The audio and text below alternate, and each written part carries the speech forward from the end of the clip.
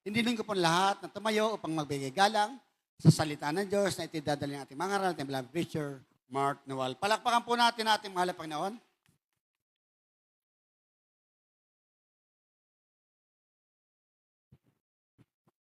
Praise the Lord.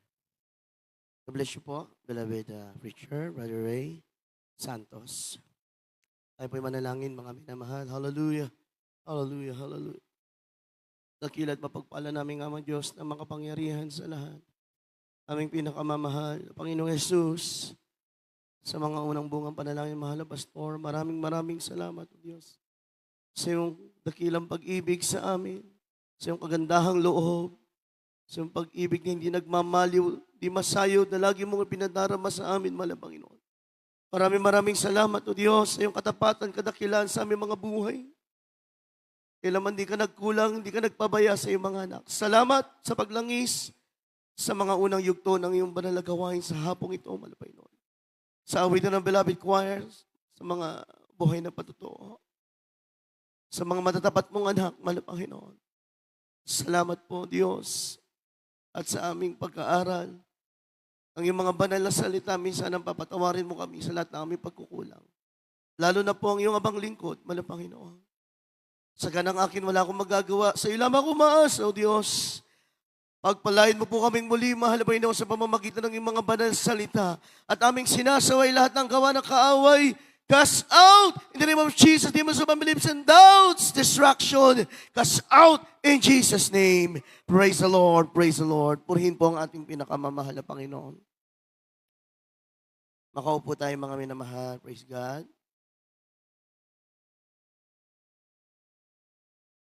Bago tayo magpatuloy, I'm giving the highest praise, glory, and honor, thanksgiving and majesty to our loving Savior, our dearest Jesus Christ, the King of Kings, the Lord of Lords, the Almighty God, the everlasting Father. Praise the Lord, and we always remember and cherish the blessed preachings and teachings of our dearly beloved parents in the Lord. Greatness and respect to all beloved children, all beloved Almeida family, praise the Lord po. At sa ating mga live webcast viewers all over the world, palain po kayo ng ating mahal na Panginoon. Sa ating pong beloved ordained preachers, ang mapagpalang hapon po sa lahat ng kanyang mga mahal sa buhay. Sa lahat ng kapwa manggagawa, sa lahat ng ginagamit sa banal na gawain ng mahal na Panginoon. At sa inyo po mga minamahal, na mainit na naglilingkod sa mahal na Panginoon. Buhay na balakpak po para sa ating buhay na Diyos, mga minamahal. Praise the Lord. Dapat yung palakpak natin, mga minamahal, parang yung bilang natin, marami. Palakpakan po natin muli ang ating mahal na Panginoon. Praise God. At tayo po'y mag-aaral na po ng banal na salita ng ating mahal na Panginoon. Ating ihanda ating mga puso, kaisipan, maging ating Biblia.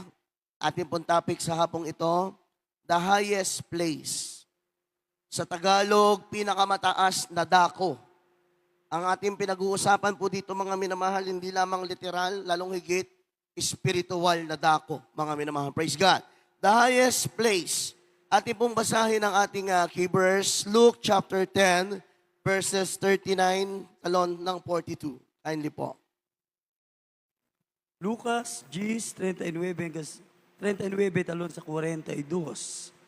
At siya may isang kapatid na tinatawag na Maria na naupo rin naman sa mga paanan ng Panginoon at pinapakinggan ang kanyang salita.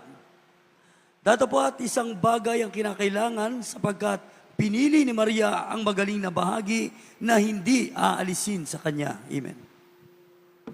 Ano sabi ng English, mga minamahal? And she had a sister called Mary, which also sat at Jesus' feet, heard his words.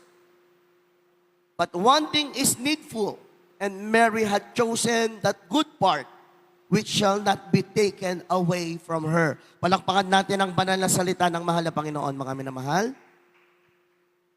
Ang mahal na Panginoon ang siya magpapala ng kanyang mga banal na salita. Ilang beses na po nating binasa ang talatang ito. Kung natatandaan po ninyo, mga minamahal, hindi lamang ito first time na ating pinag-aralan ang talatang ito. Pero kasi mga minamahal, ilang beses na tayo nakakuha ng mabuting aral sa lesong ito, sa talatang ito, mga minamahal. Kaya ito na naman tayo muli, mga minamahal, itong talatang ito, ay muli na naman tayong kukuha ng isang mabuting aral. Everybody say, Amen. Dahil ang salita po ng Diyos, mga minamahal, palagi pong sariwa ang mensahe nito para sa kanyang mga anak. Palakpakan natin ang ating mahal na Panginoon, mga minamahal. Palaging sariwa. Pag binasa mo yung talata at binalikan mo yan, iba na naman ang mensahe ng Diyos dyan para sa iyo. Kaya ang minamahal,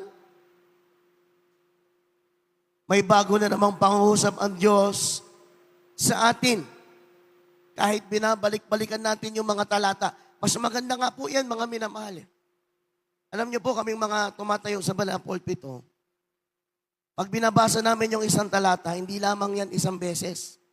Sometimes, more than 10 times namin yan binabalik-balikan dahil hindi po nauubos ang pangungusap ng Diyos, mga minamahal. Everybody say amen? Kaya nga, mayroon na naman tayong makukuha na pagpapala sa talatang ito dahil magandang halimbawa ito. Si Maria at si Marta na magkapatid, mga minamahal na kaibigan ni Jesus, isang araw dumalaw ang mahal na Panginoon sa kanila.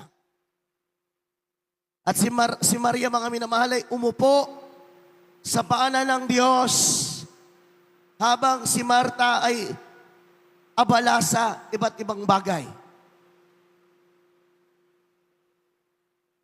Si Maria, mga minamahal, mas pinahalagahan niya yung salita ng Diyos. Everybody say amen. Makikita natin dito yung pagiging espiritual ni Maria. Ang ating mahal na Panginoon ay naroon.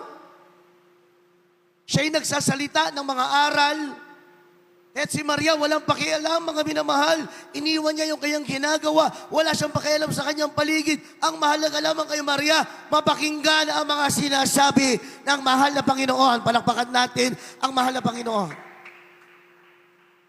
Kaya nga sabi ng Biblia, pinili ni Maria yung pinakamahalagang bahagi. Everybody say amen. Kasi kapag spiritual ang isang Kristiyano, mahalaga sa kanya ang salita ng Diyos. Ano man ang ginagawa mo, iwan mo yan. Ano mang nagpapadistract sa'yo, ilalayo mo ang sarili mo dyan. Dahil bilang isang spiritual na Kristiyano, mahalaga sa iyo na mapakain ang salita ng Diyos ang iyong kaluluwa. Palakpakan natin ang mahal na Panginoon.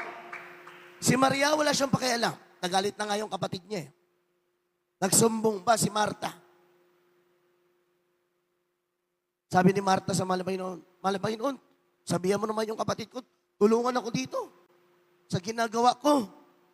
Pero si Maria, mga minamahal, spiritual ang kanyang isip, hindi niya pinabayaang masayang yung pagkakataon na naroon ang presensya ng Diyos sa loob ng kanilang tahanan at naroon sariwang mensahe ang kanyang naririnig mula mismo sa bibig ng ating mahal na Panginoon. Kaya sinamantala ni Maria. Kaya nga sabi ng mahal na Panginoon, pinili ni Maria yung mabuting bahagi na kailanman hindi aalisin sa kanya. Palakpakan natin ng malakas ng Diyos, mga minamahal. Di ba? Kapag spiritual ka, spiritual mind ka as a Christian, walang ibang pinaka-makapagpasatisfy sa iyo kundi ang salita ng Diyos at ang presensya ng Diyos lamang.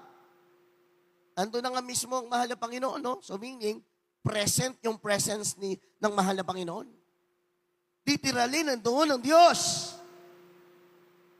At literally din, napapakinggan ni Maria na sinasabi ng Diyos yung kanyang mga salita na galing mismo sa kanyang bibig. Everybody say amen.